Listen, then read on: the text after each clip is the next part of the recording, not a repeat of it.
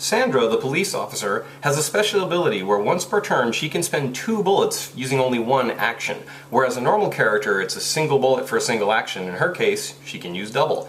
What that means is as long as she has a gun that would reach, in this case the rifle, she can for 1 action fire both bullets from her rifle, doing 2 points to the sprinter and destroying it. Her gun becomes a club, but she still has 1 action remaining. Now this does not apply if she doesn't have any bullets. For example, a rifle at only 1, she couldn't use it twice because she doesn't have enough bullets. If she had a second gun, she could fire both of them. Barbara, the convict, has a special ability that her hand limit is actually 6. All the other characters can only carry up to 5 cabin cards. She can carry up to 6. An important distinction to make is that radio pieces count towards your hand size.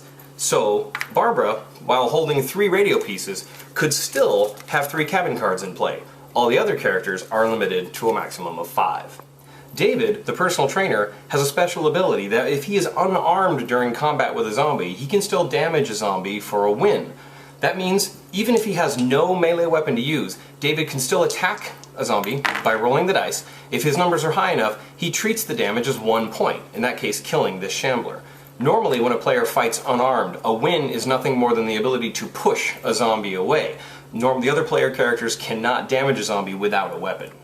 The construction worker Al has a special ability where once per turn he can repair 1 crack in the same arc for free.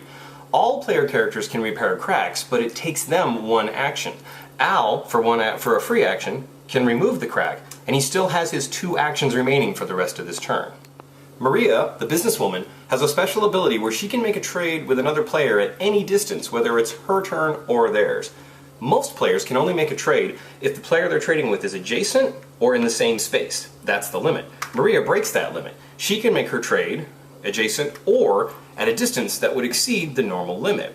This applies also when playing, using the trade on your turn instead of Maria's. So if Sandra were to make the trade, she could make a trade with Maria even though it far exceeds the normal limit. That's Maria's ability.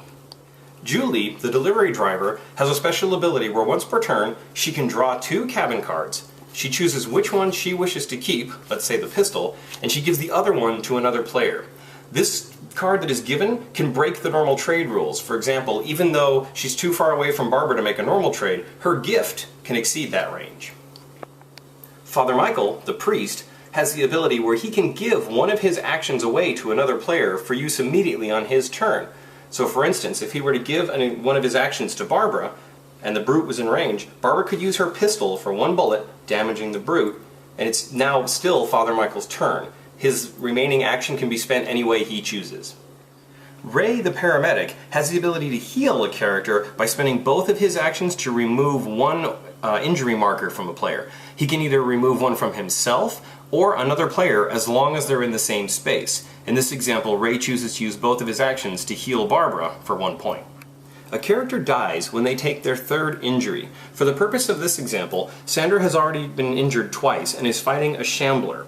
She has to roll to fight the shambler.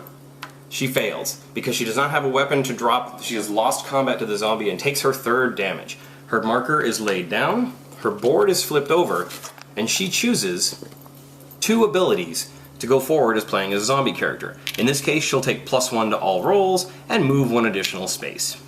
On the next Move Zombies phase, she reanimates, replacing her token with her zombie triangle token, and now she moves of her own free will.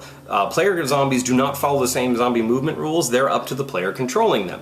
Since she moves 2 spaces normally, the same as all player zombies, she reaches Ray in the cabin. The other zombies move according to their own rules. She would have had a 3rd movement, but because she's reached a player character, she decides to stop. Now they'll go ahead on the Fight Zombies phase and have their combat. Ray isn't holding any weapons, so he's going to have to roll high and hope he can push Sandra away. Ray rolls a 7, Sandra rolls a 4. Now she does get a +1, so in this case it's a 5, but she still loses to Ray. Ray gets the chance to push Sandra in one direction. If Sandra had won the combat, she would have been able to damage Ray for 1 point.